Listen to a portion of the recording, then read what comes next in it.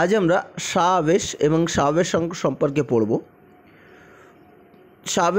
স্বাবেশাঙ্কর ইংরেজি নাম self inductance. তো স্বাবেশ সম্পর্কে যদি আমাদের দেখতে হয়, স্বাবেশ কথাটা এসছে অ্যাকচুয়ালি স্ব যোগ আবেশ থেকে। স্ব কথার অর্থ নিজের, আর আবেশ তো আবেশ, অর্থাৎ নিজের জন্য নিজের আবেশ। ইংরাজি সেলফ, ইংরাজি নাম, অর্থাৎ সেলফ মানে নিজের জন্য নিজের আবেশ। বিষয়টা কি, আমরা একটু ভিতরে ঢুকি। ধরো কোনো একটা কুণ্ডলী আছে, তো সেই কুণ্ডলীর মধ্য দিয়ে যদি আমরা কারেন্ট প্রবাহিত করি, তাহলে সেই কুণ্ডলীর মধ্য দিয়ে বিশেষ করে তার অক্ষ বরাবর বা তার ভিতরে একটা চুম্বক ক্ষেত্র তৈরি হয়, তাই না? এবং সেই চুম্বক ক্ষেত্রের রাশিমালা আমরা জানি B = μ0 n, যেখানে একক দৈর্ঘ্যের পাক সংখ্যা I তো তার ওর মধ্য দিয়ে প্রবাহ মাত্রা। ফলে স্পষ্ট বুঝতে পারছো যে এর যে চুম্বক ক্ষেত্র সেটা I এর সমানুপাতিক, অর্থাৎ I যত বেশি হবে এর মধ্য দিয়ে যে চুম্বক ক্ষেত্র আছে সেই চুম্বক ক্ষেত্র তত বাড়বে এর ভিতরের।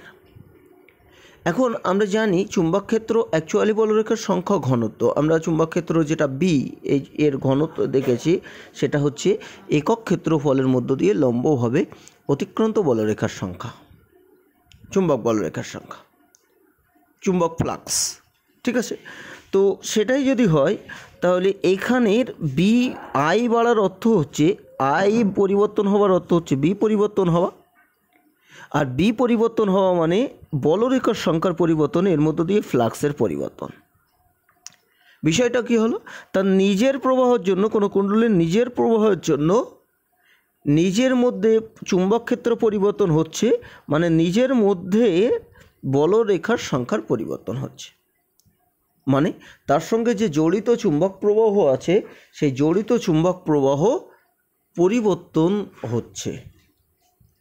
নিজের মধ্যে প্রবাহ পরিবর্তনের জন্য নিজের চুম্বক ক্ষেত্র পরিবর্তন, আর তার জন্য নিজের বলরেখার পরিবর্তন। স্পষ্ট বুঝতে পারছে যে চুম্বক ক্ষেত্র যদি আমরা কম দিই তাহলে এর মধ্য দিয়ে বলরেখার সংখ্যা কম হবে, ফ্লাক্সের পরিমাণ কম হবে। এবার যদি আমরা প্রবাহ মাত্রা বাড়িয়ে দিই তাহলে কিন্তু এর মধ্য দিয়ে B বেশি হবে, মানে এর মধ্য দিয়ে ফ্লাক্স বেশি হবে।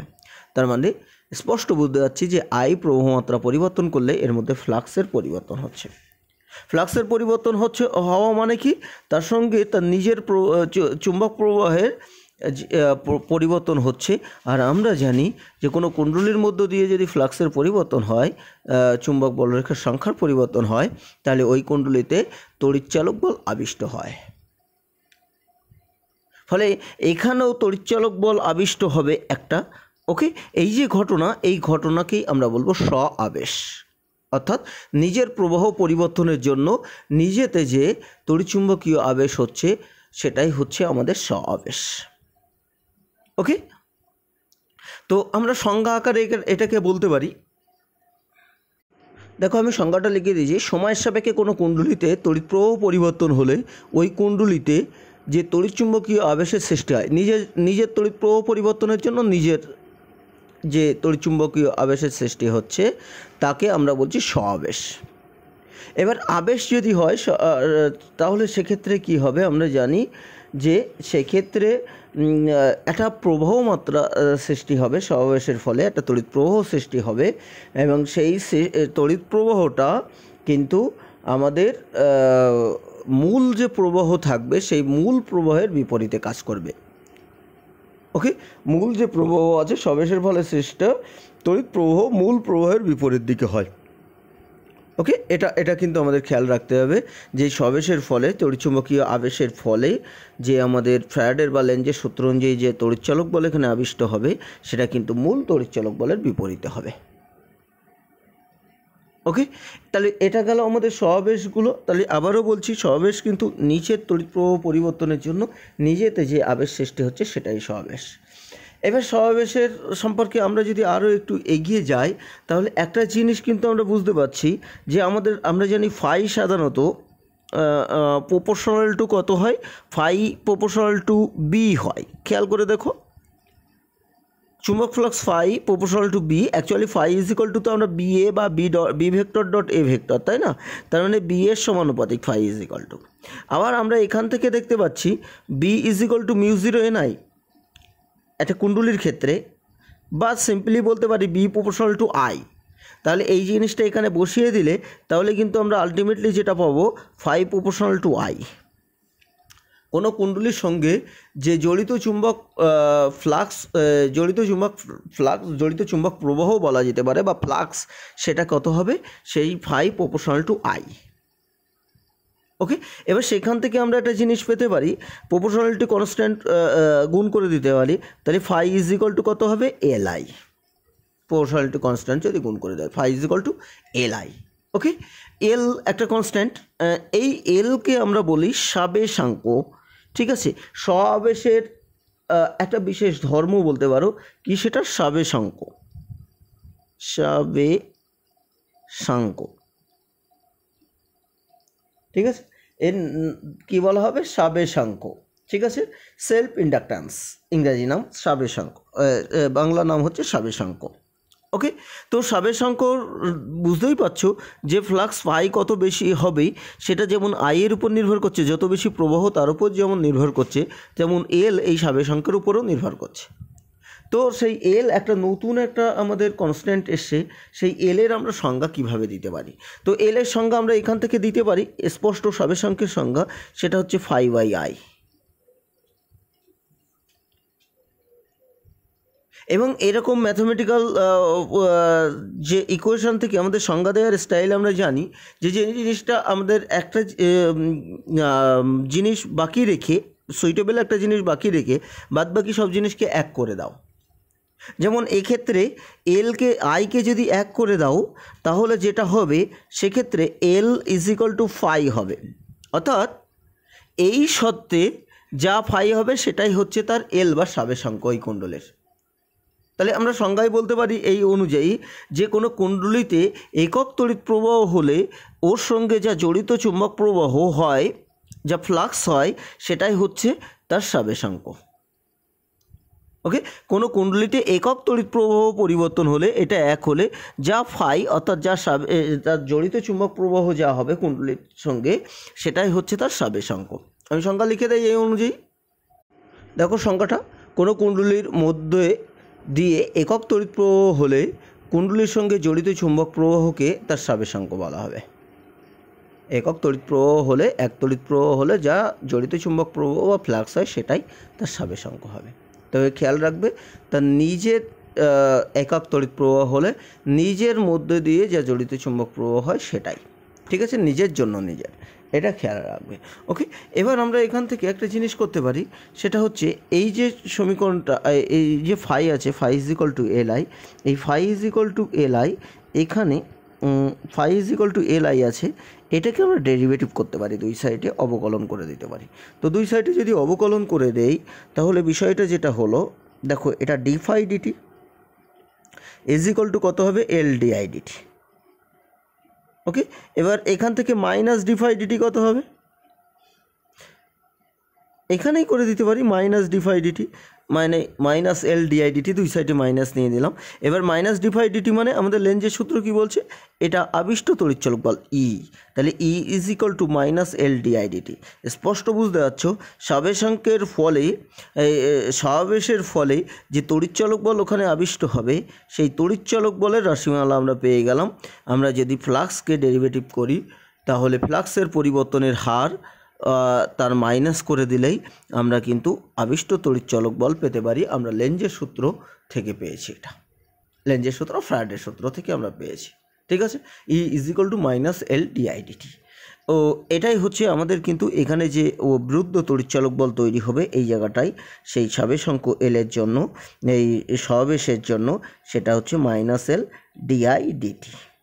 ওকে, স্পষ্ট বুঝতে পারছো যে এই যে তড়িৎচলক বল হবে, এই তড়িৎচলক বলের উল্টো হবে, অর্থাৎ এখানে যদি ই তড়িৎচলক বল হয়, বর্তনীর এখন টোটাল তড়িৎচলক বল কত হবে বলো তো, এখান থেকে আমরা বুঝতে পারবো ই minus L DI DT.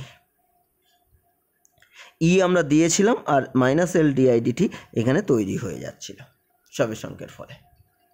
Okay, এবার আমরা এখান থেকে আমরা এই সমীকরণ থেকেও কিন্তু এলের সংজ্ঞা, এলের একক টেকক বার করতে পারি, দিতে পারি। তো এই সমীকরণ থেকে তুমি যদি এলের সংজ্ঞা দাও তাহলে স্পষ্ট বুঝতে পারছো যে এখান থেকে L is equal to E by E থেকে মড অফ ই বলা যেতে পারে, মড নিয়ে এই মাইনাসটাকে ওমিট করবো আমরা, তাহলে mod of E by DI DT.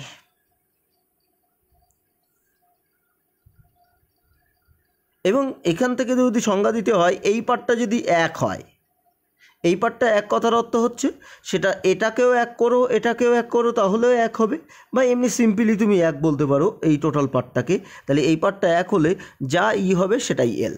সেক্ষেত্রে এভাবে আমরা সংজ্ঞা দিতে পারি। তাহলে সেই সংখ্যাটা কী হবে, সময়ের সাপেক্ষে কোনো কুণ্ডলীর তড়িৎ প্রবাহ পরিবর্তনের হার যদি একক হয়, তাহলে ওই কুণ্ডলীতে যে পরিমাণ তড়িৎচালক বল আবিষ্ট হবে সেটাই হচ্ছে তার সবেশাঙ্ক। সিম্পল সংজ্ঞা, যে ডিআইডিটি যদি এক হয় যা ই হবে সেটাই তার এল সবেশাঙ্ক। অর্থাৎ সময়ের সাপেক্ষে কোনো কুণ্ডলীতে একক পরিমাণ তড়িৎ প্রবাহ পরিবর্তন হলে তাহলে ওই কুণ্ডলীতে যে তড়িৎচালক বল আবিষ্ট হবে সেটাই হচ্ছে তার সবেশাঙ্ক। বা আরও অন্যভাবে যদি এইটাকে আরও ভেঙে দেই, সময়ের সাপেক্ষে একক সময়ে যদি কোনো কুণ্ডলীতে একক পরিমাণ তড়িৎ প্রবাহ পরিবর্তন হয়, এটাকে আবার ভেঙে দিলাম, একক সময়ে একক পরিমাণ তড়িৎ প্রবাহ পরিবর্তন হয় তাহলে ওই কুণ্ডলীতে যে পরিমাণ তড়িৎচালক বল আবিষ্ট হবে সেটাই হচ্ছে তার সবেশাঙ্ক। তবে প্রথমটা যে কোনোটাই, দুটোই তো একই জিনিস মূলত, ফলে ওটাও আমি একটু লিখে দিই। দেখো সেখানে সংজ্ঞাটা, সময়ের সাপেক্ষে কোনো কুণ্ডলীতে একক তড়িৎ প্রবাহ পরিবর্তন হলে ওই কুণ্ডলীতে যে তড়িৎচালক বল আবিষ্ট হয় তাকে ওই কুণ্ডলীর সবেশাঙ্ক বলে, এই সংজ্ঞা অনুযায়ী। ঠিক আছে, এরপরে আমরা সবেশাঙ্কের একক বলতে পারি, সবেশাঙ্কের একক। ঠিক আছে, সবেশাঙ্কের একক সাধারণত হেনরি, তোমার এসআই পদ্ধতির সবেশাঙ্কের একক হেনরি। ঠিক আছে, যেটা আমাদের মূলত কাজে লাগে সেটা কি, এসআই পদ্ধতিতে সবেশাঙ্কের একক হলো হেনরি, দন্তন্য রয়েসি এইচ দিয়ে লেখা হয় সাধারণত হেনরি। ঠিক আছে, সবেশাঙ্কের একক হেনরি এসআই পদ্ধতিতে। তো এখানে হেনরি সম্পর্কিত আমরা যদি জিনিস জানি কিছু, যে কোনো কুণ্ডলীর সবেশাঙ্ক এক হেনরি বলতে কী বোঝো, এইরকম একটা কোশ্চেন আমাদের মাঝে মাঝে পড়তে পারে, কোনো কুণ্ডলীর সবেশাঙ্ক এক হেনরি বলতে কী বোঝো। দুটো সংখ্যা অনুযায়ী দুরকম আমরা বলতে পারি। কোনো কুণ্ডলীর সবেশাঙ্ক এক হেনরি বলতে কী বোঝো। ঠিক আছে, তো এটা আমরা দুটো পদ্ধতি অনুযায়ী দুরকম বলতে, দুটো সংজ্ঞা অনুযায়ী দুরকম বলতে পারি। কি না, এক হেনরি বলতে বুঝি এই জায়গা অনুযায়ী এই L phi is equal to L I বা L is equal to phi by I, সেইটা অনুযায়ী কি এইটা এক বলতে বুঝি, এল এর মান এক হেনরি বলতে বুঝি এটাও এক এটাও এক, এটা যদি এক হয় এটা এক এটাও এক, তাই না? এটা যদি এক হয় তার মানে এটাও এক এটাও এক, এক হেনরি বলতে বুঝি। তার মানে সেক্ষেত্রে আমরা কি বলতে পারি, যে কোনো কুণ্ডলীর সবেশাঙ্ক এক হেনরি বলতে বুঝি ওই কুণ্ডলীতে একক বা 1 অ্যাম্পিয়ার তড়িৎ প্রবাহ, এসআই পদ্ধতিতে একেবারে চলে যাব, 1 অ্যাম্পিয়ার তড়িৎ প্রবাহ গেলে ওই কুণ্ডলীতে জড়িত চুম্বক প্রবাহ হয় 1 ওয়েবার। ঠিক আছে, কোনো কুণ্ডলীর সবেশাঙ্ক এক হেনরি বলতে বুঝি ওই কুণ্ডলীতে 1 অ্যাম্পিয়ার তড়িৎ প্রবাহ গেলে ওই কুণ্ডলীর সবেশাঙ্ক, ওই কুণ্ডলীর সঙ্গে জড়িত চুম্বক প্রবাহ হয় 1 ওয়েবার। তাহলে এই অনুযায়ী আমরা ওইটা বলতে পারি সবেশাঙ্ক এক হেনরি বলতে কী বুঝি। ঠিক আছে, সবেশাঙ্ক এক হেনরি বলতে মানে এইটা এক বলতে বুঝি এটাও এক এটাও এক, এইভাবে বলতে পারি। আবার দ্বিতীয় এই ফর্মুলা অনুযায়ী তোমার L is equal to mod of E DIDT, এই অনুযায়ীও আমরা কিন্তু একটা জিনিস বলতে পারি যে সবেশাঙ্ক 1 হেনরি, এইটা এক বলতে বুঝি এটাও এক এটাও এক। এবার এটা এককে আমরা ভেঙে যদি বলি সেটা কীভাবে না, এইটা এক এটা এক। এবার সেই অনুযায়ী যদি আমরা বলি তাহলে কি, কোনো কুণ্ডলীর সবেশাঙ্ক এক হেনরি বলতে বুঝি 1 সেকেন্ডে 1 অ্যাম্পিয়ার তড়িৎ প্রবাহ পরিবর্তন হলে ওই কুণ্ডলীতে আবিষ্ট তড়িৎচালক বল 1 ভোল্ট হবে। ঠিক আছে, কোনো কুণ্ডলীতে 1 সেকেন্ডে 1 অ্যাম্পিয়ার তড়িৎ প্রবাহ পরিবর্তন হলে ওই কুণ্ডলীর তোমার যে আবিষ্ট তড়িৎচালক বল হবে 1 ভোল্ট, ই হবে 1 ভোল্ট। এটা 1 হেনরি বলতে এটাই বুঝি আমরা। ঠিক আছে, ফলে এটা কিন্তু মাঝে মাঝে কোশ্চেনটা হতেই পারে। আচ্ছা, একটা লিখে দেই, ছোটোটা লিখে দেয়। দেখো, কোনো কুণ্ডলীর সবেশাঙ্ক 1 হেনরি বলতে বুঝি ওই কুণ্ডলীতে 1 অ্যাম্পিয়ার তড়িৎ প্রবাহ গেলে কুণ্ডলীর সঙ্গে জড়িত চুম্বক প্রবাহ হবে 1 ওয়েবার। ওকে, এটাই হচ্ছে আমাদের সবিসংখ্য বলতে বুঝি সেটা। আর দ্বিতীয়টা তোমরা এখান থেকে বানিয়ে নেবে, কোনো ব্যাপারই নেই। এবার আমাদের একটা বিশেষ সম্পর্কই তোমার সবিসংখ্যার একক হেনরির সঙ্গে একটা বিশেষ সম্পর্ক প্রচণ্ড আমাদের ইম্পর্টেন্ট হয়। যেমন আমরা এখানে যদি দেখি এই অনুযায়ী, প্রথমটা অনুযায়ী যে তাহলে phi is equal to LI, এই সম্পর্ক। এবার একক অনুযায়ী আমরা বা দ্বিতীয় সম্পর্ক থেকে এখানে তো আমরা দেখছি ফাই মানে ওয়েবার ইজ ইকুয়াল টু এল মানে সবিসংখ্য হেনরি ইন্টু আই মানে অ্যাম্পিয়ার, এটা একটা সম্পর্ক পেতে পারি। তাছাড়াও এই সম্পর্ক থেকে যদি আমরা দেখি L is equal to E by DI DT বা E is equal to L DI DT, সেই জায়গাটায় যেতে পারি। ঠিক আছে, ঠিক আছে, L is equal to E DI by DT, এই জায়গায় যদি যাই তাহলে আমরা যদি একক বসাই, এল এর একক তো হেনরি, আর এইটার একক যেটা হবে ই এর একক মানে ভোল্ট, আর নিচের একক মানে এটা অ্যাম্পিয়ার আর এটা সেকেন্ড। বিষয়টা দেখো, তাহলে henry is equal to volt per ampere into second. দেখো হেনরি, এবার volt per ampere, V is equal to IR থেকে দেখো আইআর, তাহলে V by I is equal to R, খেয়াল করে দেখো, অর্থাৎ ভোল্ট বাই অ্যাম্পিয়ার ভি এর একক বাই আই এর একক ইজ ইকুয়াল টু কিন্তু আর এর একক হবে, অর্থাৎ ওহম। তাহলে henry is equal two ohm second, এটা কিন্তু আমাদের একটা ইম্পর্টেন্ট ফর্মুলা, মানে ইম্পর্টেন্ট সম্পর্ক, Henry is equal two ohm second. ঠিক আছে, Henry is equal two ohm second, এটা কিন্তু আমাদের যথেষ্ট ইম্পর্টেন্ট একটা ফর্মুলার মধ্যে, এর মধ্যে পড়ে, সম্পর্কের মধ্যে। কি মাঝে মাঝে দেখা যায় যে এই জায়গাটা আউট করে দেয়, দিয়ে বলে এই জায়গায় কী হবে, Henry is equal to dash second. হ্যাঁ, তাহলে ড্যাশে হবে কি ওহম হবে।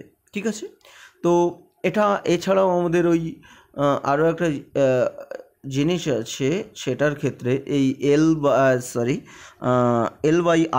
By R is equal to, এটাও মাঝে মাঝে কাজে আসে। সেটা হচ্ছে তুমি এখান থেকে খেয়াল করবে, এটা কিন্তু আর অ্যাকচুয়ালি আর এর একক, তাহলে এল বাই আর এর একক কিন্তু সময়ের এককের সঙ্গে অভিন্ন, সেকেন্ড। খেয়াল করে দেখো, এল বাই আর এর একক অর্থাৎ henry by ohm is equal to second, এটা আমাদের একটা গুরুত্বপূর্ণ সম্পর্কের মধ্যে। এছাড়া সিজিএস যে একক আছে সেটা হচ্ছে, সিজিএস এককটা হচ্ছে তোমার ইএমইউ আবেশাঙ্ক আছে, সেটা ইএমইউ আবেশ সিজিএস একক, সেটা আমরা করতে পারি যে 1 হেনরির সঙ্গে ইএমইউ আবেশের সম্পর্ক এরকম, 1 henry is equal to 10⁹ EMU আবেশ। ঠিক আছে, এটা ইএমইউ আবেশটা আমাদের সাধারণত খুব একটা কাজে লাগে না। ওকে, এবার আমরা আসি সবিসংখ্যের বা সমাবেশের কিছু ফল বা কিছু আলোচনা সম্পর্কিত।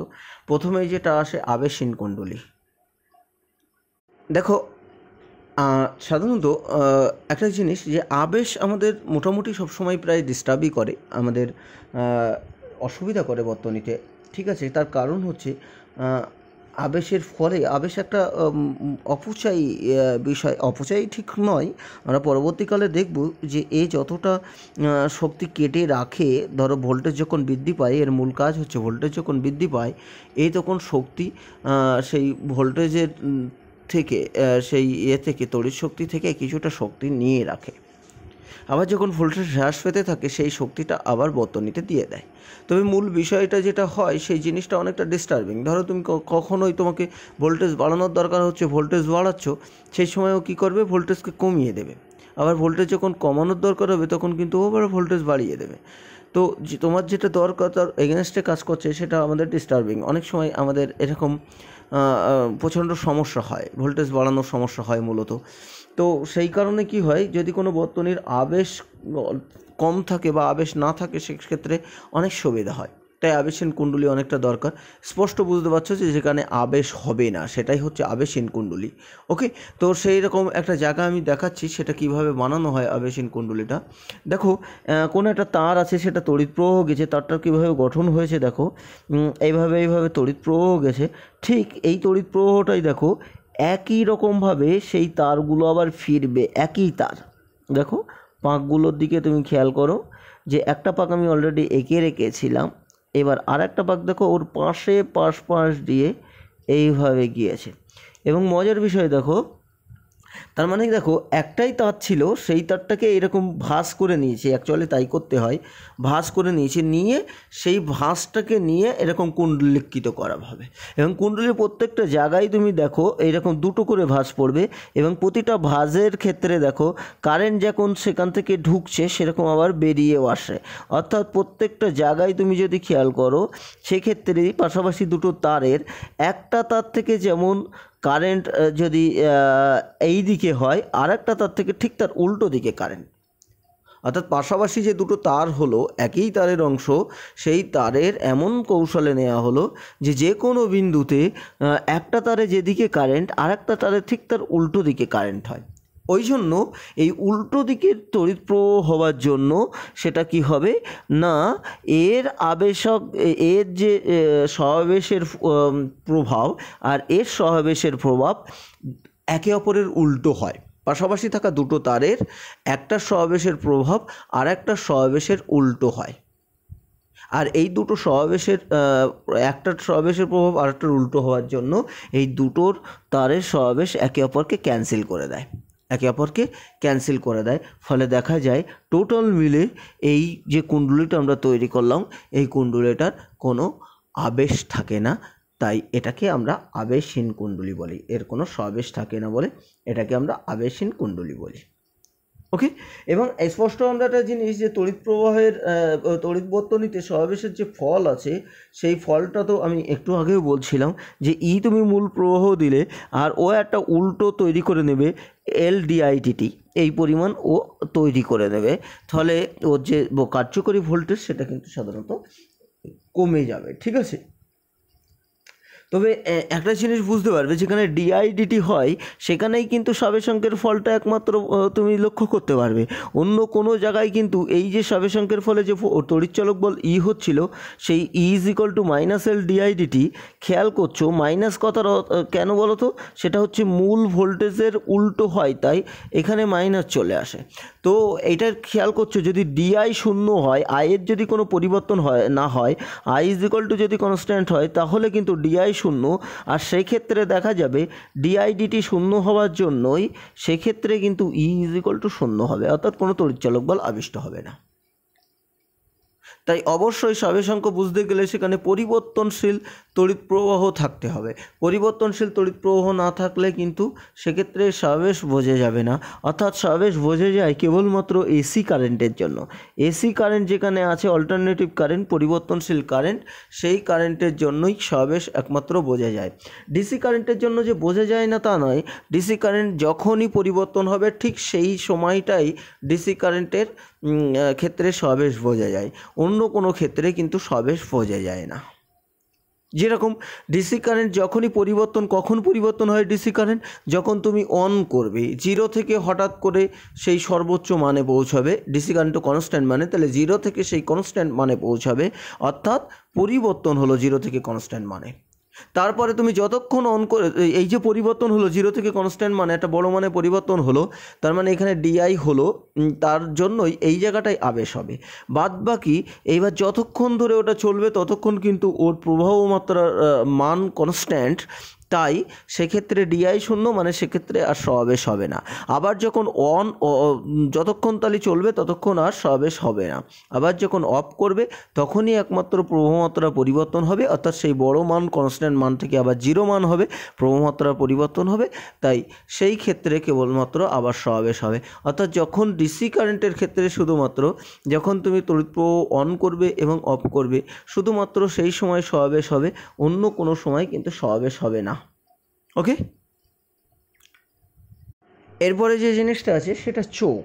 চোখ আর কিছুই নয়, চোখ আর খ না কিন্তু, হ্যাঁ, এটা দেখবে সাধারণত কোনো আগের পুরনো যে রড লাইটগুলো ছিল, টিউব লাইটগুলো, সেই টিউব লাইটের সঙ্গে দেখবে এটা অনেকটা ব্যাটারির মতো দেখতে, বাইরের দিক থেকে দেখলে মনে হবে ব্যাটারি ট্যাটারি জাতীয় কিছু, এরকম একটা চারকোনা বক্স লাগানো থাকে, ওটা অ্যাকচুয়ালি ব্যাটারি না, ওটা হচ্ছে চোখ। চোখ কি? চোখ হচ্ছে উচ্চ সবেশাঙ্কযুক্ত এবং নিম্ন রোধের একটা কুণ্ডলী। অনেকটা বেশি সাবেশাঙ্ক। দেখো আমি একটু আগেই বলছিলাম যে সাবেশাঙ্ক আমাদের প্রচণ্ড ডিস্টার্ব করে, কিন্তু সেই সাবেশাঙ্ক ডিস্টার্ব করাটাকেই আমরা অনেক সময় সুবিধায় কনভার্ট করে নিতে পারি। যেমন আমরা ঘর্ষণ বল টল ইত্যাদি ইত্যাদি বলগুলোকে আমরা অনেকটা সুবিধাজনক কাজে ব্যবহার করতে পারি। সেরকম সাবেশাঙ্ককে ব্যবহার করতে পারি। তার উল্লেখযোগ্য ব্যবহার হচ্ছে এই চোখে। কী করা হয়? চোখ হচ্ছে আমাদের সাধারণত যে আমাদের যে বর্তনী আছে উচ্চ সাবেশাঙ্ক তো, আর নিম্ন রোধের বর্তনী। এবার নিম্ন রোধের বর্তনী হলে তার মধ্যে দিয়ে কারেন্ট গেলে কি হবে? শক্তির অপচয় ঘটবে না, কারণ I²RT অনুযায়ী যে জুল ক্রিয়ার ফলে, যে জুল সূত্রের ফলে যে শক্তির অপচয় হয়, দেখবে আমাদের I²RT এই অনুযায়ী তো শক্তির অপচয় হয়। তো সেই আর যদি কম থাকে তাহলে এই শক্তির অপচয়টা প্রচণ্ড কম হয়। তাই আর কম হওয়ার জন্য এখানে তাপজনিত যে শক্তির ক্ষয় সেটা প্রচণ্ড কম হয়। এবার তুমি বলতে পারো যে সাবেশাঙ্কের ফলে ও তো তাহলে শক্তি কিছুটা সঞ্চিত করে রাখে। বিষয়টা হচ্ছে সাবেশ যেটা সে যতটা শক্তি সঞ্চিত করে রাখে সেই শক্তিটা কিন্তু আমাদের পরে সেইটা আবার দিয়েও দেয়। ফলে সাবেশ কোনো শক্তি কোনো শক্তি কিন্তু সে অপচয় করে না। আবেশের ফলে কোনো শক্তি অপচয় হয় না, যতটা কেটে রাখে ঠিক ততটাই দেয়। এবার এটা আমাদের একটু সুবিধা আসে। কি সুবিধা? ধরো টিউবলাইটটা 15, আমি সাপোজ বলছি, পুরোপুরি এরকম না হলেও তোমার 215 ভোল্টে কোনো একটা মুহূর্তে চলছে। তো 215 ভোল্টে চলছে, হঠাৎ করে দেখা গেল যে সেখানে 220 ভোল্ট সাধারণত হয় না, একটু ভোল্টেজ কম হয়, সেখানে ওই রকম 219 ভোল্ট বা 18 ভোল্ট মতো ভোল্টেজ হয়ে গেল। কি হবে না, সেখানে যদি চোখ লাগানো থাকে তাহলে সেই চোখের মধ্যে দিয়ে যেই হঠাৎ করে ভোল্টেজ বাড়বে, সেই ভোল্টেজ বাড়ার কিছুটা শক্তি ও নিজের মধ্যে কেটে জমা রেখে দেবে। ফলে ভোল্টেজটা যেটা 219 হওয়ার কথা ছিল সেটা 219 না হয়ে হয়তো 216 হলো, 15 জায়গায় হালকা একটু বাড়লো। এবার যে শক্তিটা জমা ছিল দেখা গেল কোনো সময় 219 থেকে 215 হয়ে ফল করে গেল 212। তো সেই 212 ভোল্টেজ যখনই হয়ে যাবে, অর্থাৎ ভোল্টেজটা যখনই কমবে, এই যে সাবেশাঙ্কে যে শক্তি জমা ছিল 219 হবার সময়ে, সেই শক্তিটা ও আবার বর্তনীতে দিয়ে দেবে। দিয়ে কী হবে? এই ভোল্টেজটা দেখা যাবে 212 না হয়ে 214, 215 এরকম হয়ে গেছে। তার মানে দেখা যাবে 19 হলেও সেটাকে মোটামুটি খুব একটা বাড়তে দিচ্ছে না, এই 215-16তে বেশি করে রেখে দিচ্ছে। যখন বাড়ছে শক্তিটা নিজের মধ্যে জমা রেখে যাচ্ছে, যে কটা এক্সট্রা শক্তি হচ্ছে, এবং যখনই কমছে সেই শক্তিটাকে আবার সার্কিটে দিয়ে দেখা যাচ্ছে যে আবার ওই যে ভোল্টেজটা কমে যাচ্ছিল সেই ভোল্টেজটা ও অতটা কমতে দিচ্ছে না। তার মানে সাবেশ যখন ভোল্টেজ বাড়ে তখন শক্তিটা কেটে রেখে দিচ্ছে, নিজের মধ্যে জমা রেখে দিচ্ছে। আবার যখনই আবেশক আর কি, আর যখনই তোমার ভোল্টেজ কমে যাচ্ছে তখন সেই শক্তিটা দিয়ে আমাদের যে ভোল্টেজটা কমে যাচ্ছিল সেই ঘাটতিটা অনেকটা পূরণ করছে। ফলে দেখা গেল যে আমাদের এই 215 ভোল্টের কাছাকাছি, আমি উদাহরণ হিসেবে বলছি, 215 ভোল্টের কাছাকাছি এই কনস্ট্যান্ট প্রায় ভোল্টেজ ও ধরে রাখে। 215, 16, 17 এর মধ্যে আমরা ভোল্টেজটা ও মোটামুটি ধরে রাখে, খুব একটা কমতেও দেয় না, খুব একটা বাড়তেও দেয় না। ফল কী হবে? ফল হচ্ছে ওই টিউব লাইট এটা কনস্ট্যান্ট আলো দিয়ে থাকবে, যদি অটোমেটিক লো ভোল্টেজ না হয়। এই যে আমাদের দেখবে 200 ভোল্টে কিংবা 200 ওয়াট বা 100 ওয়াটের যে বাল্বগুলো আছে সেটা তুমি চালাবে, সাধারণত দেখবে তার উজ্জ্বলতার হ্রাস বৃদ্ধি হয়। টিউব লাইটের কিন্তু সাধারণত হয় না, এই চোখ থাকার জন্য। ঠিক আছে, তো এটাই হচ্ছে আমাদের ইলেকট্রিক চোখ। তবে আমাদের মূল যে এটা কাজে লাগে, যেহেতু রোধ প্রচণ্ড কম তাই এখানে শক্তি ক্ষয় প্রচণ্ড কম। ওকে, তাহলে আর উচ্চ এটাই ইলেকট্রিক চোখ। এবার আবেশকে যেটা আবেশকে সঞ্চিত শক্তির পরিমাণ আছে সেই রাশিমালাটা আমরা বার করব। আমরা দেখছি আবেশকের ফলে একটা উল্টো ভোল্টেজ তৈরি করে ফেলছে, আর উল্টো ভোল্টেজ যদি তৈরি করতে হয় এই বিপরীত তড়িৎচালক বলের বিরুদ্ধে আবেশকের যে প্রবাহ বৃদ্ধি যদি তুমি করতে চাও, দেখো আবেশকে ধরো আমি ডিটি সময়ে, ধরো কোনো একটা মুহূর্তে এল আবেশক আছে, সেই আবেশকের ডিটি সময়ে ধরো ডিআই পরিমাণ তড়িৎ প্রবাহ পরিবর্তন করলাম, তাহলে সেক্ষেত্রে আমরা জানি যে সেক্ষেত্রে যে তড়িৎচালক বল সৃষ্টি হবে একটা, সেটা হচ্ছে -L dI dt। এই পরিমাণ তড়িৎচালক বল তৈরি হবে। যদি আই স্মল আই ধরি আমরা, তাহলে small I L small I small DI DT এই পরিমাণ তড়িৎচালক বল ওতে আবিষ্ট হয়। এখন ওখানে যদি তুমি ভোল্টেজ আরও তড়িৎ প্রবাহ বৃদ্ধি করতে চাও 0 থেকে ধরো বিশেষ করে, তাহলে তড়িৎ প্রবাহ বৃদ্ধি করতে চাইলে কি হবে, এই যে ভোল্টেজ, এই ভোল্টেজের এগেনস্টে তোমাকে একটা কার্য করতে হবে, কারণ এটা একটা উল্টো ভোল্টেজও তৈরি করছে। যত তুমি প্রবাহ মাত্রা ডিআই বৃদ্ধি করতে থাকবে তত দেখা যাবে এই ভোল্টেজটা বাড়বে, অর্থাৎ তোমাকে এই ভোল্টেজের বিরুদ্ধে তোমাকে ওই তোমার তড়িৎ প্রবাহ মাত্রা বাড়াতে হবে। ঠিক আছে, কারণ এটা উল্টো ভোল্টেজ বাড়াতে হবে, তারপরেই তো তুমি তড়িৎ প্রবাহ মাত্রা বাড়াবে, কিন্তু এটা তো উল্টো ভোল্টেজ, তাই তড়িৎ প্রবাহ মাত্রা তোমাকে বাড়াতে হলে এই যে ভোল্টেজ আবিষ্ট হচ্ছে এই ভোল্টেজের এগেনস্টে তোমাকে একটা কৃতকার্য করতে হবে, এবং সেই কৃতকার্যটাই হবে ওতে স্থিতিশক্তিরূপে জমা থেকে যাবে, সেটাই হচ্ছে ওতে আবেশকের সঞ্চিত শক্তি।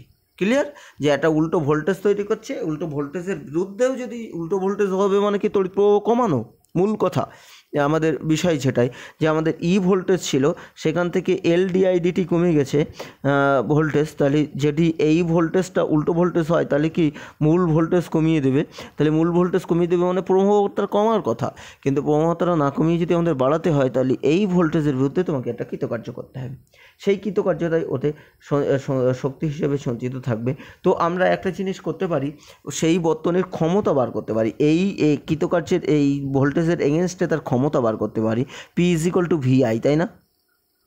আমাদের সাধারণ নিয়ম অনুযায়ী ভি তো এখানে তড়িৎচালক বল ই ইন্টু আই স্মল আই, এটাই হচ্ছে ওর ক্ষমতা মানে কি কার্য করার হার, তাহলে এটা কার্যের হার এটাই = কত হলো ই ইন্টু আই।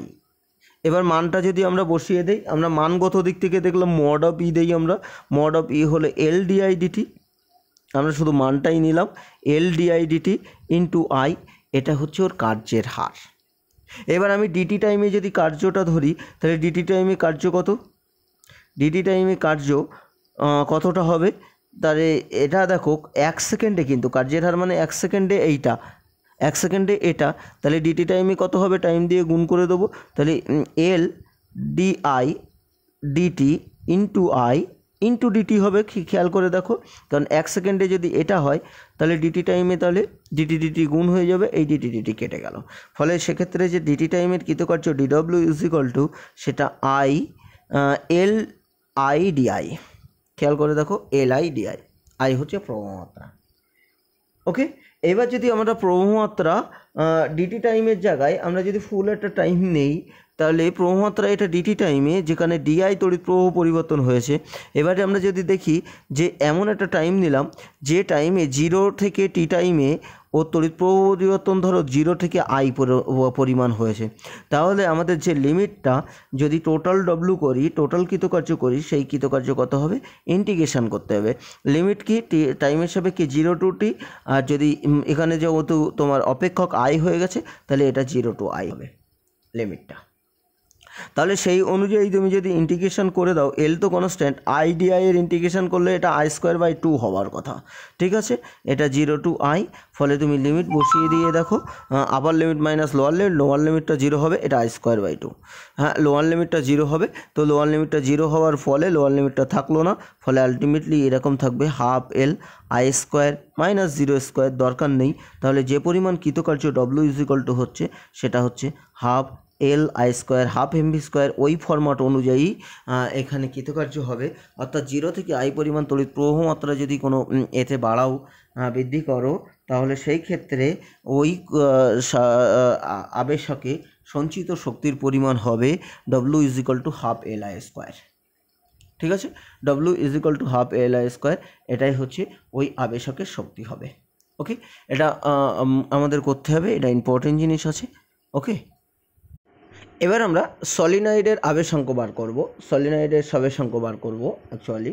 তো সলিনয়েডের সবেশাঙ্ক বার করার জন্য একটা সলিনয়েড নিয়েছি, দেখো এল তার দৈর্ঘ্য, আর তার মধ্য দিয়ে আই প্রবাহ মাত্রা যাচ্ছে, এ তার ওই সলিনয়েডের একটা পাকের প্রস্থচ্ছেদের ক্ষেত্রফল, এল দৈর্ঘ্য, আর এন হচ্ছে তার পাক সংখ্যা, টোটাল পাক সংখ্যা, ওকে, ফলে N small N is equal two হচ্ছে একক দৈর্ঘ্যের পাক সংখ্যা আমরা জানি, এবং সেটা ক্যাপিটাল এন বাই এল হবে, নিঃসন্দেহে মোট পাক সংখ্যা মোট দৈর্ঘ্য ইজ ইকুয়াল টু আমাদের একক দৈর্ঘ্যের পাক সংখ্যা হবে। এবার আমরা অলরেডি তোমার অ্যাম্পিয়ারের সূত্র অনুযায়ী আমরা জানি, অ্যাম্পিয়ারের সূত্রর অ্যাপ্লিকেশানে আমরা পড়েছি যে সলিনয়েডের যে অক্ষের মধ্যে অক্ষস্থিত কোনো বিন্দুতে চুম্বক ক্ষেত্র কত হয়, সেটা হচ্ছে B is equal to mu zero N I, mu zero small N I, তাই না? সলিনয়েডের অক্ষস্থিত কোনো বিন্দুতে চুম্বক ক্ষেত্র তৈরি করেছি। এবার জানি আমরা সলিনয়েডের ভিতরে প্রত্যেকটা বিন্দুতে চুম্বক ক্ষেত্র মোটামুটি সমান্তরাল, এখানে বলরেখাগুলো সব সমান দূরত্বে এবং সমান্তরাল হয় সলিনয়েডের অক্ষের, অর্থাৎ সলিনয়েডের ক্ষেত্রে B constant, B is equal to constant সব জায়গায়, সলিনয়েডের ভিতরে প্রায় সব জায়গায় বি এর মান প্রায় কনস্ট্যান্ট, অর্থাৎ এর ভিতরে সব জায়গায় চুম্বক ক্ষেত্র কনস্ট্যান্ট। তো তাহলে এই চুম্বক ক্ষেত্র সব জায়গায় আছে। তা যাই হোক, আমরা বিকে আমরা একটু ভালো করে মিউ জিরো এন মানে বড় N by L into I, ঠিক আছে, এটা কিন্তু স্মল এল, বড় N by L into I, এটা হবে আমাদের বি। এবার একটা জিনিস দেখতে পাচ্ছি, অ্যাকচুয়ালি আমরা এক পাকের ক্ষেত্রে আমরা ফাই বার করতে পারি। ফাই কত হয় এক পাকের ক্ষেত্রে? সেক্ষেত্রে phi is equal to B A, তাই না? যদি ক্ষেত্রফলের সঙ্গে বি একই দিকে থাকে, তাহলে এক্ষেত্রে তাই ক্ষেত্রফলের দিক এখন একটা পাকে এইটা, আর বিও সেই একই দিকে আছে, তাহলে phi is equal to B A, এক পাকের ফাই, এক পাকের ফ্লাক্স, ঠিক আছে? একটা পাকের মধ্যে অতিক্রান্ত ফ্লাক্স হচ্ছে phi is equal to B A. তাহলে এন পাকের ক্ষেত্রে যদি বড় এন পাক থাকে, তাহলে সেক্ষেত্রে ফ্লাক্স কত হবে? N B A, N B A. তাহলে flux phi is equal to বড় এন পাকের ক্ষেত্রে এন বি এ, এবং তাদের মান যদি আমরা বসিয়ে দেই, তাহলে এন তো এন, আর বি এর মান মিউ জিরো বড় N by small L I into A. খেয়াল করেছো? তাহলে ফাই ইজ ইকুয়াল টু যে জিনিসটা হলো mu zero N square A by small L into I, ঠিক আছে?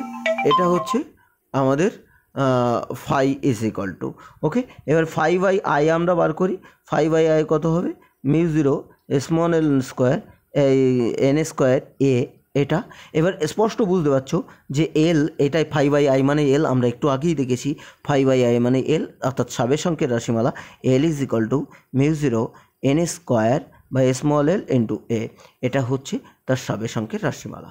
তাহলে সাবেশাঙ্কের রাশিমালা পেতে গেলে আমাদের ফাই বার করতে হবে, আর ফাই মানে বি পেতে হবে। এই বিটা পেতে পেলে আমরা কোনো সলিনয়েডের সাবেশাঙ্ক খুব হামেশাই ইজিলি বার করতে পারবো। ওকে, আজ এই পর্যন্তই।